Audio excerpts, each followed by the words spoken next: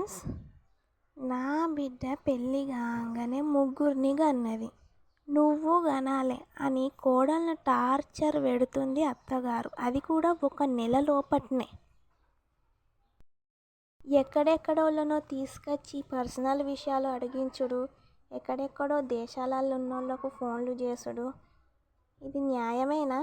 ఈ అన్యాయాన్ని ఎవరు ఎదిరించరా? కట్టుకున్న భార్య కట్టుబట్టల మీద వచ్చినా కానీ ఏ లోటు లేకుండా చూసుకునే భర్తలు ఉన్నారు ఈ కాలంలో. అలాంటిది 7 జతల బట్టలు తీసుకుపోయినా కానీ నాకు నీ అవ్వగారింటి కాడున్న బట్టలన్నీ తీసుకురా అని అనేటోడు మొగోడా, వాళ్ళ అత్తగారా?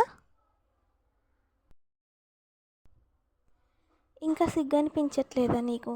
ఇంకా ఇలా ఎన్ని రోజులని అన్న జీవితాన్ని నాశనం చేస్తావు?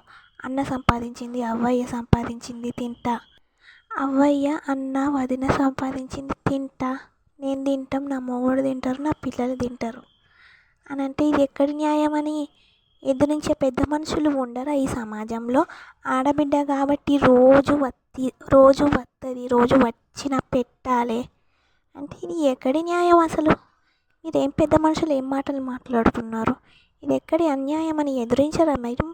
మరి మీ ఆడబిడ్డ మీ ఇంటికి అట్లనే రోజు వస్తుందా అమ్మ అని ఆడబిడ్డని అడగరా? ఎందుకు ఇట్లా రోజు ఇంటి మీద పడి తింటానో?